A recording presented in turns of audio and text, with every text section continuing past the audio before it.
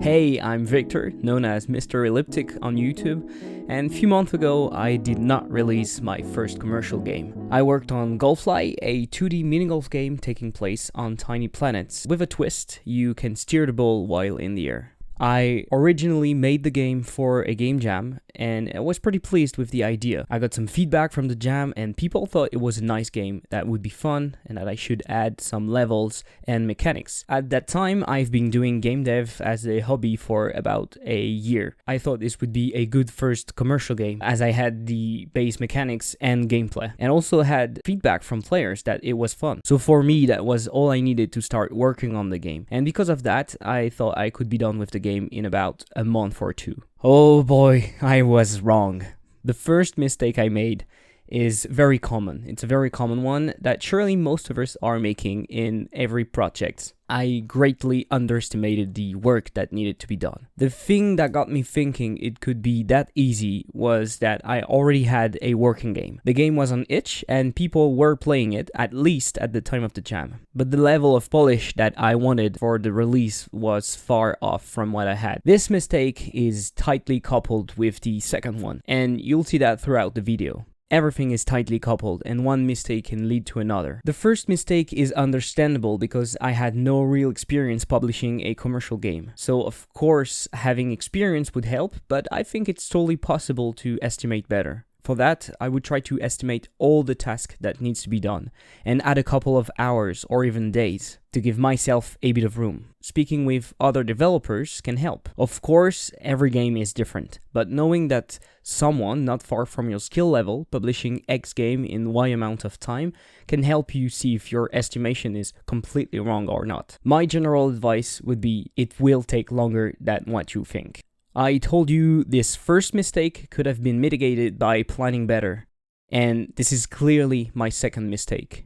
A lack of vision, drive, and organization. I put all of those in the same bucket because I believe they are tightly coupled. To organize yourself, you need to have a vision. Otherwise, you simply don't know where you're going and thus what you have to do to get there. The drive will help you stay focused and take time to organize because you have a vision. Of course, it's not possible to know everything in advance. Some things will stay a bit blurry, but if you have a general idea of what you want, you'll clear things out as you go, adjusting your schedule and organizations accordingly. But clearly, this is not the fun part. You actually have to sit down, analyze, think about the different tasks. It can feel very unproductive to spend so much time just planning and organizing. But the great thing is, once you get a solid system, you have less friction between you and the work that needs to be done. You can hop on the project, take a quick look at what needs to be done, and do it. Having this structure is key to making something that you can show to people. For example, you can prioritize always having a working build that you can share and game on. So my take on this would be to construct a system that allows you to plan and organize your work so that each time you're doing something, you know what it's for and how urgent it is compared to the other things. With that, you also rely much less on motivation, and you can actually enjoy the process of making the game, because you know you're working on the stuff that needs to be done. Making a game now feels doable because it's just a bunch of tasks that are glued together. It's not this behemoth anymore that requires so much work that you don't have any idea of where you are on its construction. The third mistake I made is, again, tightly coupled to the previous ones. I got into feature creep pretty fast. You can imagine how easy it is to do that when you like vision and good organization. I told you earlier I thought I would be done with the game in about a month or so, because I already had the base mechanics and the gameplay. While this is true, I wanted to add more little features. Instead of first working with what I had, make levels and add stuff if really needed, I started planning on adding more and more things. Not only that, I also started thinking about porting the game to mobile, supporting gamepad, touchscreen, and all of that. Quickly, it was becoming a much bigger project than what I originally intended. Having all these ideas is fine and a great sign that you like the project, but these should have been put into an idea jar that would be used later. What I would do differently is think about all the features needed and the platforms I want to release to first, work towards that MVP, and release the game, and then bring updates with new ideas. This would be much more manageable in terms of time and resources, and you can always adapt based on the player feedback. The fourth and last mistake I made was lacking a good community, or at least regular feedback. I told you earlier that I had some feedback from the jam, and while this is awesome, it was only true for the time of the jam. After that, I had no community to talk to, show progress, ask questions, or whatever. This is something that you want to avoid, in my opinion. When you have a community or even a small group of people interested in what you're doing,